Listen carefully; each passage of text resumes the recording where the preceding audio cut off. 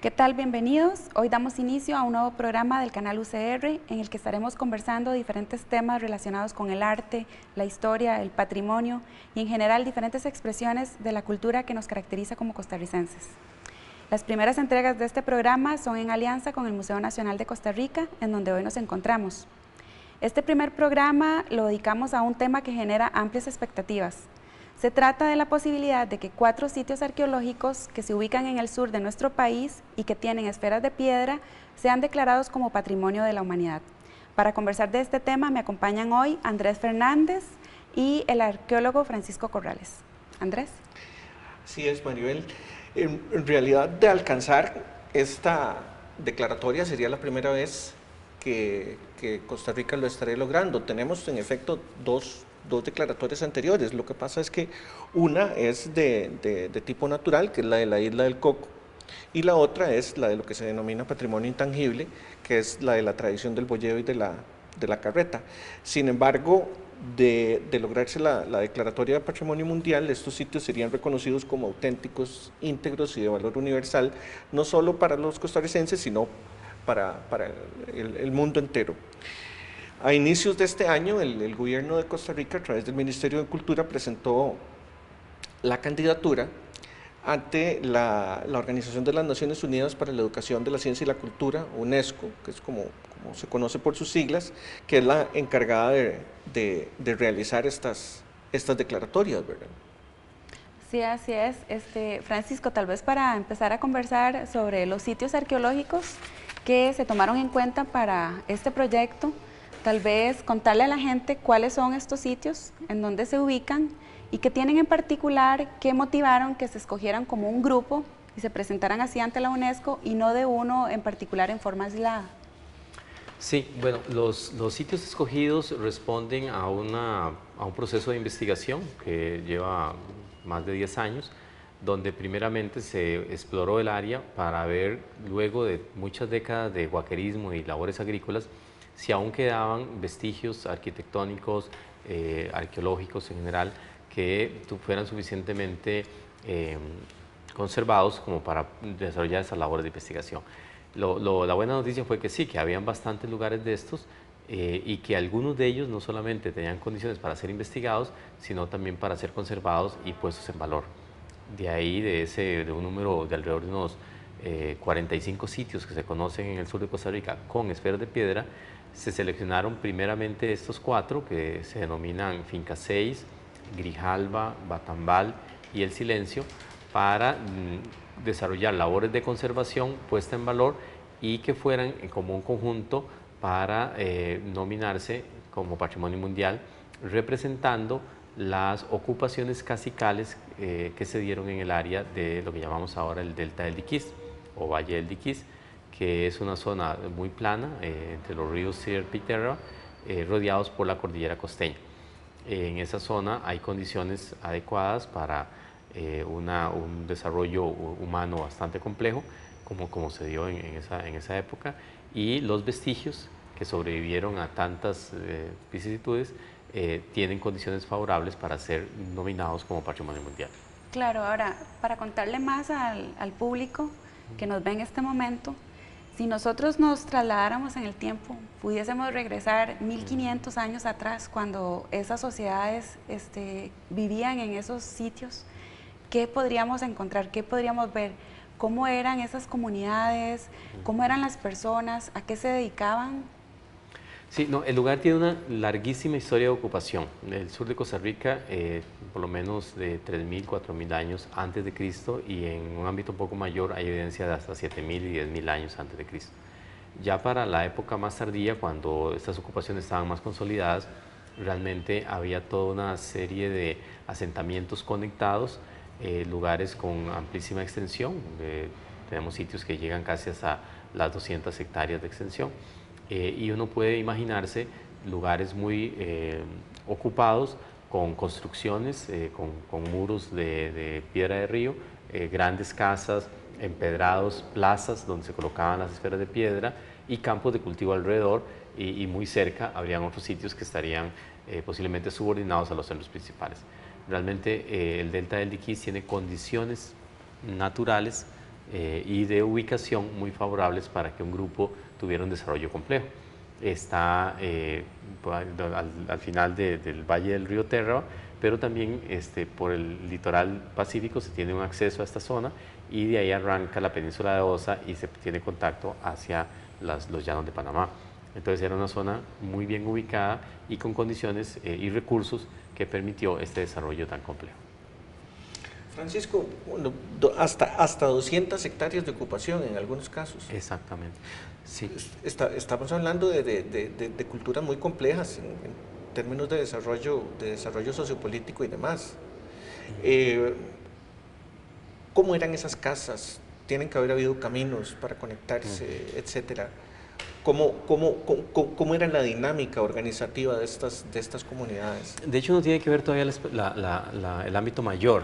Uno tiene que imaginarse todo el río Terra desde sus cabeceras en la zona alta del Valle General hasta la desembocadura e imaginarse una cadena de asentamientos cada 5 o 7 kilómetros, aprovechando los abanicos aluviales del río favorables para cultivos, hasta llegar a este delta donde hay miles de hectáreas que se podrían aprovechar y ver lugares con montículos artificiales, unos pequeños cerritos sobre los que se colocaban las casas de los principales, los llamamos a veces caciques o chamanes.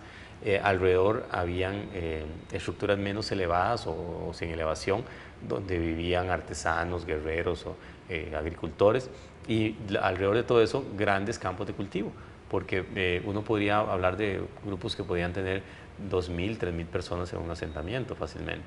Y luego otra serie de aldeas más pequeñitas, posiblemente subordinadas a este grupo central. Muy probablemente de carácter tributario. Había alguna subordinación en términos de productos también, pero también recibían. Ese es el desarrollo que uno llama cacical.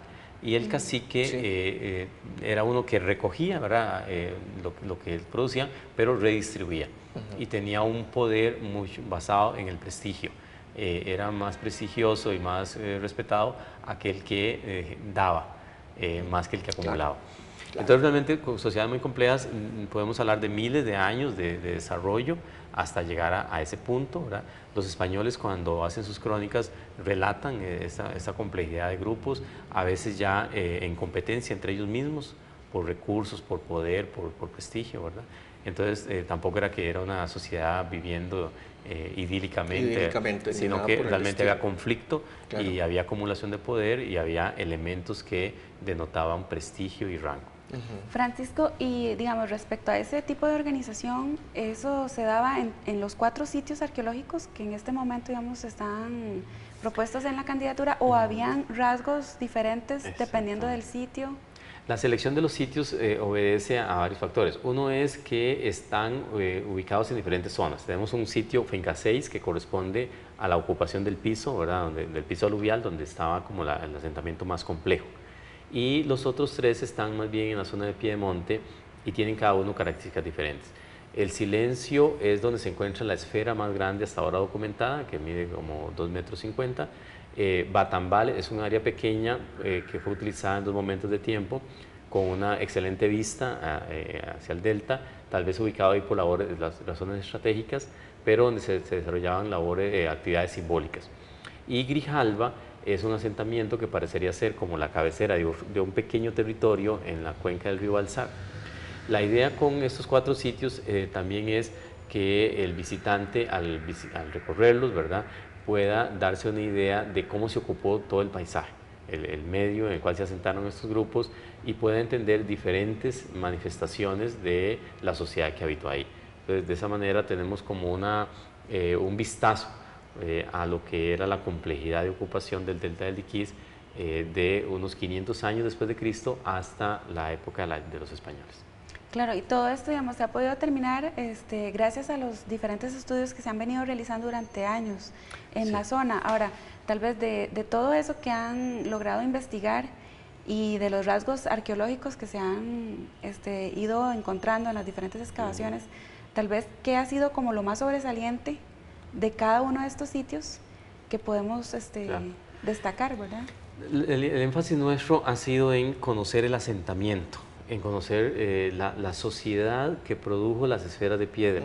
Y, ¿verdad? Porque a veces el enfoque está mucho puesto en el objeto, que es muy llamativo, pero para poder entender ese objeto hay que entender el contexto en el cual se fabricó, en el cual se ubicó, y entender un poco el proceso histórico también en que surge.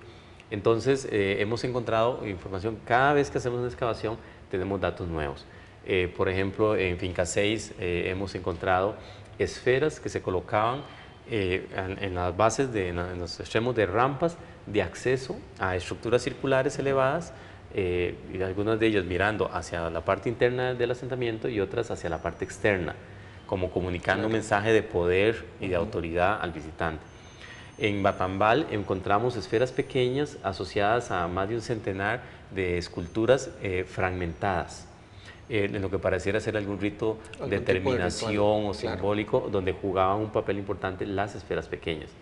En el silencio pudimos documentar que no era una esfera enorme aislada, sino que tenía un empedrado a la par, pero más importante aún, encontramos herramientas del proceso de acabado final. Entonces nos dio idea de que ahora, de que realmente se llevaba un bloque semiterminado hasta el punto final y que ahí se le daba el acabado. Ahí se trabajaba. Exactamente. Y también en sitios, bueno, en Grijalba y en otros lugares hemos visto esferas que están fuera del núcleo como en un lugar especial. Y a la vez pues estamos estudiando todos los demás elementos, la cerámica, la lítica, la configuración arquitectónica, estamos obteniendo muestras de carbono 14 para fechamientos, ya tenemos alrededor de 5 o 6 fechamientos, restos óseos, tanto humanos como animales, en fin, ya comenzamos a tener una idea más clara de la sociedad que las produjo y de los tipos de asentamientos que existían, en los cuales se colocaron las esferas en diferentes contextos. Entonces eso nos da también una idea de su uso y de su posible simbolismo. Claro. Y de estos sitios arqueológicos, digamos, ¿todos estaban habitados en forma simultánea durante esa época o que han logrado determinar respecto a la ocupación de los diferentes sitios? En realidad, digamos, la manufactura de esferas empezaría alrededor de unos 300, 400 años después de Cristo y se daría por un periodo de casi 1000 años. Hay un elemento muy importante. Cuando nosotros decimos que las esferas son únicas, no es que solamente aquí se hicieron. Decimos que son únicas porque se hicieron en un largo periodo de tiempo, casi 1000 años, se hicieron en una gran variedad de tamaños, desde 7 centímetros de diámetro hasta 2,50 m, una serie de acabados desde muy toscos hasta pulidos, y también una serie de contextos particulares, contextos arqueológicos. No conocemos, digamos, de otra sociedad que haya utilizado la esfera de piedra como un símbolo de identidad, un símbolo de rango, un símbolo de autoridad. Esfera que por lo demás, como forma plástica, es absolutamente abstracta, ¿no? No tiene un equivalente o un remitente, de alguna manera, natural. Ese es uno de los puntos más controversiales o más enigmáticos, si se quiere. ¿Cuál es la inspiración de las esferas? Porque uno pensaría, bueno, el sol, pero resulta que el sol uno ve es un disco. Y de hecho había representaciones en disco, en oro, ¿cómo no? Exacto, pero en disco. Y en disco, exacto. Y uno ve que realmente no hay un referente natural claro.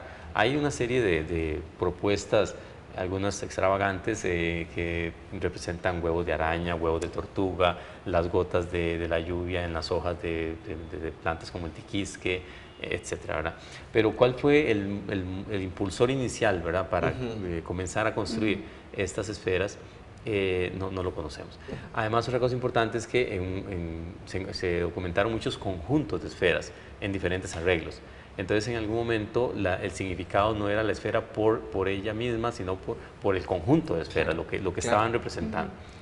Sí, tal vez respecto a todo esto, digamos, de las esferas y que los conjuntos, los alineamientos, todo eso se puede encontrar algunos aspectos en algunos sitios y otros en otros. Al respecto, bueno, tenemos un video que habla en este caso de Finca 6. Vamos a ver el video y volvemos para conversar ya en detalle sobre lo que son las esferas y el paisaje que envuelve los sitios arqueológicos.